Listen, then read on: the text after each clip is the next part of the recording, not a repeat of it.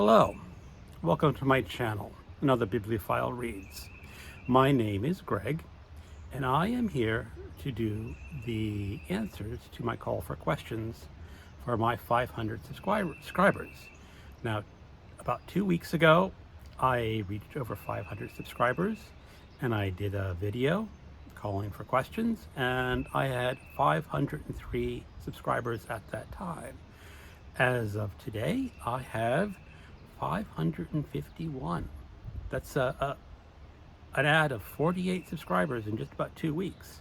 I think that's amazing, and thank you for everyone who subscribed then and before.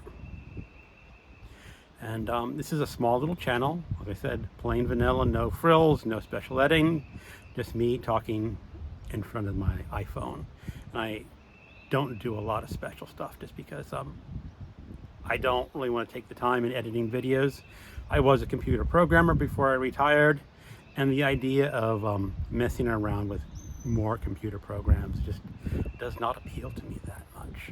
So thank you for everyone, and on to the questions. And I'm just going to read them in the order that YouTube put them in the comment section below the video. Bookworm Adventure Girl. Congratulations, Greg. Fantastic. Here are my questions.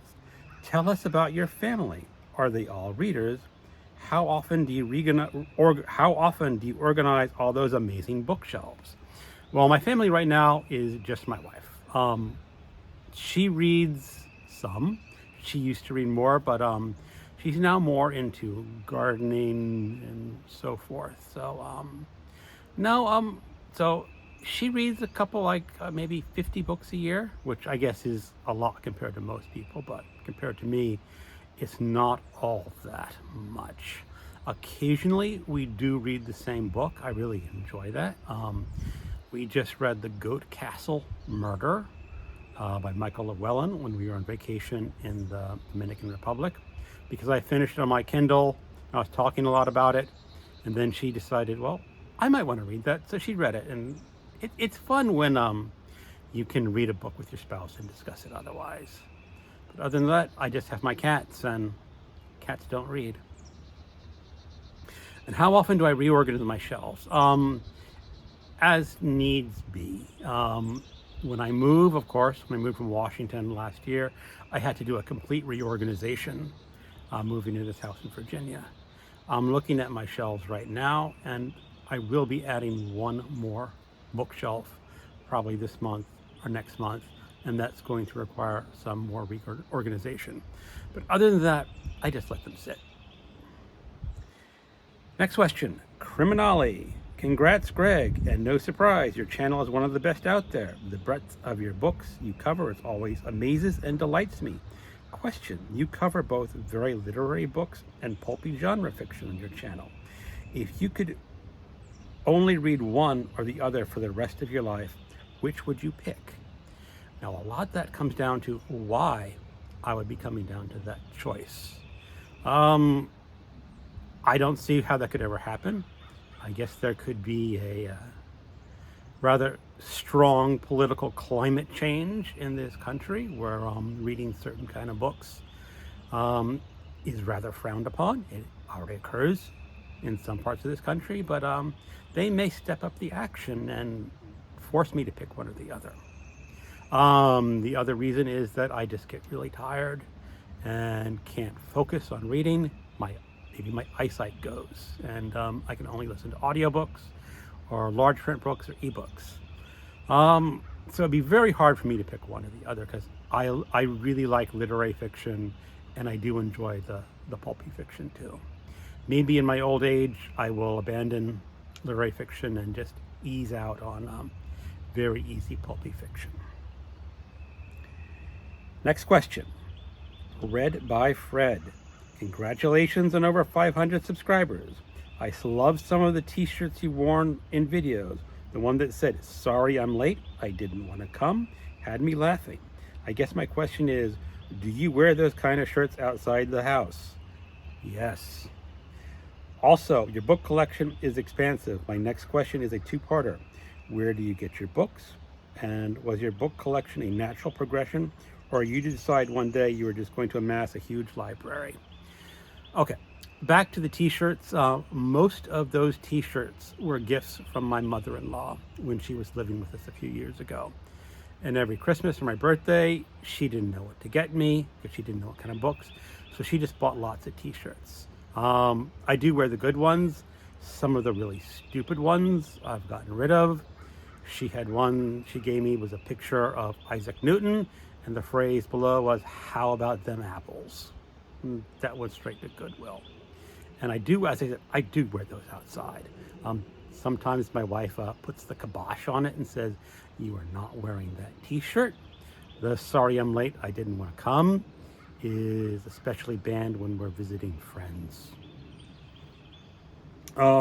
As for my book collection, I've always collected books. Once I own a book, I want it to be mine forever. I rarely unhaul, and I always regret it when I do. But it really started amassing after university, and I started working at a bookstore. I started a place called Crown Books. Crown Books is now out of business.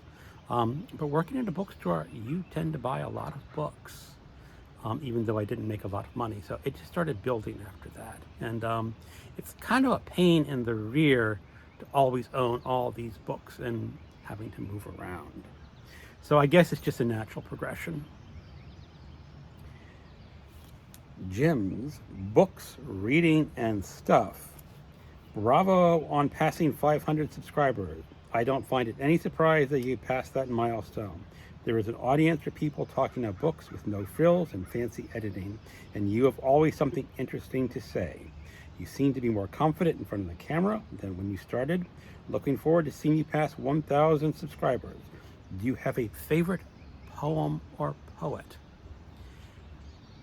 Last year, I would have said T.S. Eliot was my favorite poet, and my favorite poem, The Love Song of J. Alfred Prufrock.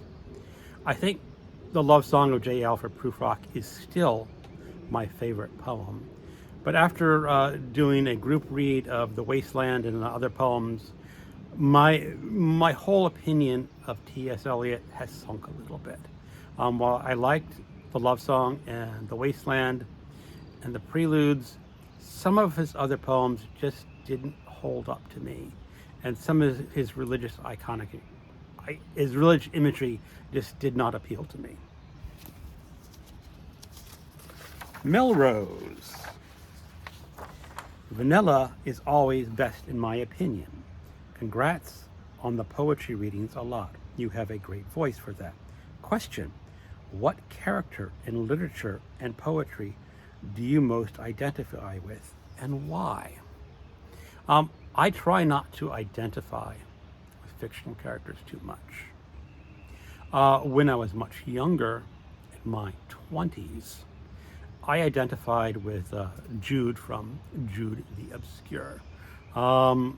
Mostly because I was working at pretty much a dead-end job at a bookstore.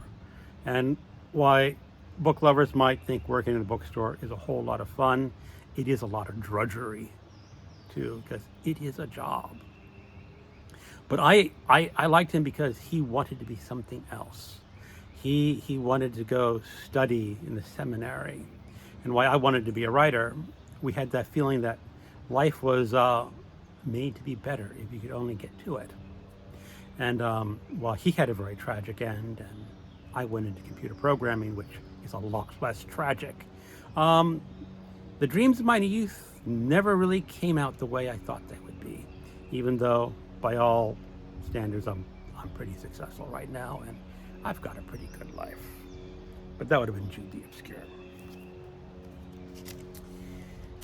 Plagued by Visions. Congratulations, sir. My question is, what is the weirdest way in which you've acquired a book? I don't think there's any weird way to acquire a book. You buy them at a bookstore or online, or someone gives you a book. That's really about it. I just can't think of any weird way that I acquired a book. Michael K. Vaughn. I know you're retired now, but when you were still a secret agent, what was your most dangerous mission? I'm assuming you were a secret agent. Were you a secret agent? When you were a secret agent, did you ever get trapped in one of Criminale's hideouts? How did you escape from Criminale? Well, I can't tell you too much about my secret agent past because then I'd have to kill you. But there was one incident when Criminale was trying to get me into one of his traps, and he put a classified ad saying he had a copy of folio editions, which included the Faulkner edition of The Sound and the Fury. And I was so curious, I had to go to this place that was claiming they had those folio editions. And it was run by this beautiful woman from Spain. She was La Ana Roja, and she was an assassin hired by Criminale to get me. And when she was showing me the editions, getting ready to lead into her lair where she could slit my throat, I picked out the Faulkner edition, and I noticed it wasn't a correct folio edition because the fonts were a different color in the Benji section, and I knew it was a trap. So, how to get away from La Ana Roja? I whispered poetry into her ear. And that's one thing about that lady from Spain. She could not resist romantic poetry. And she dragged me up to her boudoir. And I ripped off her red dress and tied her to the bedstands and escaped from Criminale. And that's how I escaped from Criminale's lair. And she was shouting curses in Spanish at me. And who knows what she did to Criminale afterwards. But that's my adventures as a secret agent. Bandy's Books. Congrats on 500 subscribers. That was so exciting. My question is, what is the most meaningful book you've read and why? Well, it depends on what you consider meaningful. But the book that probably had the biggest influence on me was when I was a sophomore at the University of Maryland, and we had one of those classes that were required for English majors, and each member of that class had to pick a book that they were going to write 5 or 6 papers on. I had originally wanted to do The Sound of the Fury, and the teacher said, no, too complicated. So I picked Albert Camus' The Stranger. And that book greatly affected me. I did feel very strongly for Rousseau and his worldview. And that it was just a very powerful book when I was younger, and it is still one of my favorite books of all time. Noob readers, congratulations. My question is, how do you take care of your huge home library? Share some tips. Keep them well dusted. If you own hardcovers, I strongly recommend investing in Mylar covers. I love Mylar covers on my hardcovers. It keeps them protected. You can order them from the internet, and that's how I protect them. Other than that, keep them organized, keep the humidity at a regular level. Moving into this house in Virginia, I did have to buy a dehumidifier for my basement to keep them well. Fraser Simons, Springboard Thoughts. 508 now. Congrats. What is the coolest, most unconventional vampire character you've read? Well, the coolest vampire character is, of course, Count Dracula. But that's a very, very boring answer. Unfortunately, I don't read a lot about vampires. However, there is one vampire book that I have on my shelf that I've always wanted to read, and it is The Last Days of Christ the Vampire by J.G. Ekaras. And this is supposedly a very pulpy, very trashy, very blasphemous novel. The theory is that if you drink Christ's blood and gain eternal life, Christ must have been a vampire. Now, I have not read this book yet. It is something I do want to read. There may be a trash reading group in August, and who knows, maybe that will be my selection. Burps. Dear Greg, when you read outdoors in good weather? How or where do you read? Thank you. I don't read an awful lot outdoors. I did get back from reading on the beach in the Dominican Republic under a very lovely palapa with my Kindle, and that was a lot of fun. You can get a lot of reading done just sitting on those chairs under the shade. As for other outdoor reading, I do sometimes read on this deck in the back of my house. My previous house in Washington State also had a deck where I occasionally read. I tend not to go out anywhere else to read outdoors. Tom, from Tom LA Books, congratulations. Sorry if you have already answered this in a previous video, but what are your 3 favorite books of all time?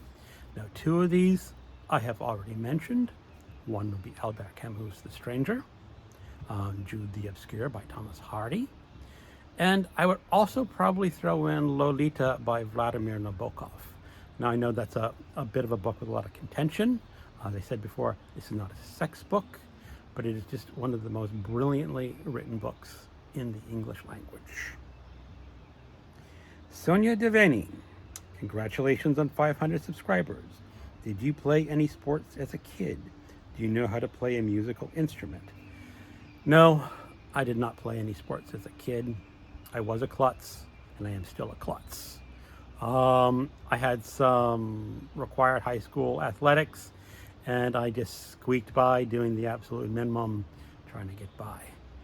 Now that I'm retired, and we're in a 55 plus community, my wife is very interested in learning how to play pickleball.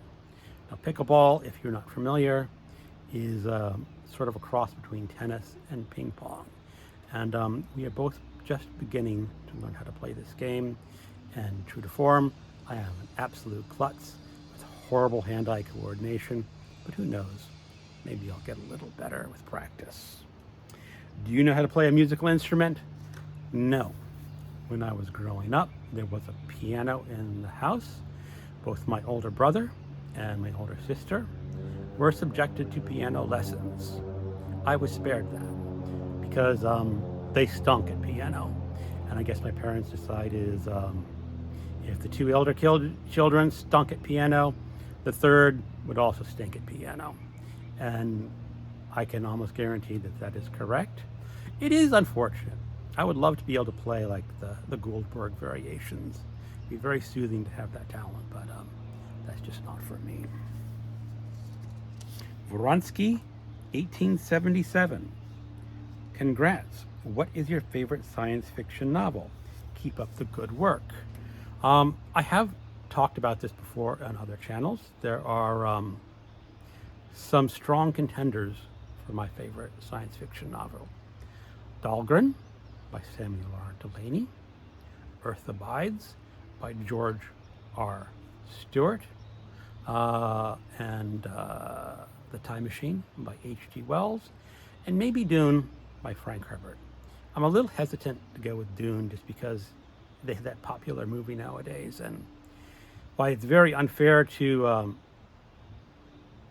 dismiss a novel based on some other movie, it's just a book that I'm not that curious about anymore. Or maybe I should be curious and reread it, but I will answer the same way I've done before. I'm going with The Time Machine by H.G. Wells. Maybe it is time that I revisit my favorite science fiction novels and reread some of the great ones and see how much that has changed. Big Hard Books and Classics. You're a great guy, Greg. I'm not surprised at all. What is the first book you remember reading as a child? I know I read the Dick and Jane books when I was really young. I don't have any strong memories of that. I read Go Dog Go. I read Bartholomew and the Oobleck, probably some others, but I was so young, I just don't have a strong memory of those. The book that I have the strongest memory of was when I was 6th grade, and I picked up a book of short stories called The Tomb by H.P. Lovecraft. And that is really what kick-started me into a lifelong habit of reading books. David Wiley. Congrats. Since no one else has asked yet, which of the 100 books from your 100 book challenge is your favorite? Now, that's a difficult one to pick. I'm going to go with two. They're both rereads. J.R. by William Gaddis. I have talked about that book a whole lot on this channel, so it is a great postmodern novel, a satire about finances in the New York City. The next one, which is a strong contender, would be Geek Love by Catherine Dunn. And that is a story of circus freaks. And it is just one of the most bizarre novels that you could ever imagine reading. And I just adore it for some reason. Richard Goodman. How important do you think the works of F. Scott Fitzgerald and Hemingway were and are to America and even the world? Congratulations on 500 subs.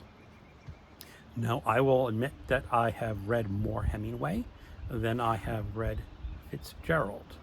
For Fitzgerald, I have, of course, read The Great Gatsby a number of times and a few of his short stories. I've also read one of his novels, This Side of Paradise. Yeah, This Side of Paradise. For Hemingway, I have read all of his short stories and a lot of his major novels. At least his early novels. I have not read a lot of his later novels, like Through the Woods and Into the Trees, which is supposedly a terrible novel. I have not read that one. For novels, my favorite is probably the one about World War I, Farewell to Arms. And I prefer his short stories. Now, which one? And they're both very influential to the world. Hemingway, I think, has had a greater impact on the world and the way he decided to write. Fitzgerald, I think The Great Gatsby might be the better novel, technically, but I don't enjoy that as much. So they're both heavily influential authors to American literature, with a slight nod in my favor to Hemingway. This reads a lot. Congratulations, so well deserved. My question, why did you pick Virginia as a place to retire?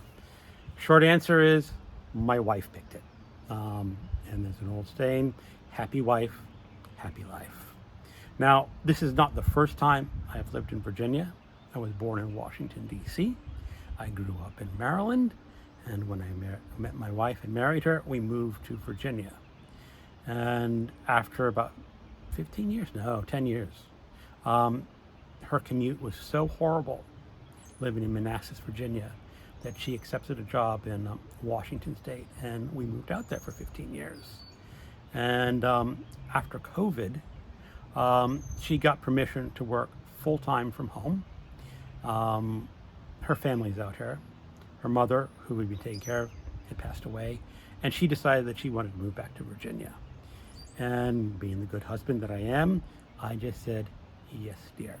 Now, the great advantage is when we left Washington State, the housing prices were just insane, and due to other investments, we were able to buy our house out in Virginia outright. And we looked over our finances and said, I don't need to work anymore. So while I am over 55 and I'm not working and I'm calling myself retired, it is not really an official retirement. I'm not gathering any benefits. I'm just one of those people you read about in the newspaper, 55, just calling it quits on the working life. Netu Singh, congratulations. Please tell us the book which got you into reading and your favorite fiction and nonfiction from 2022 till now. I've already mentioned the book that got me into reading was The Tomb by H.P. Lovecraft.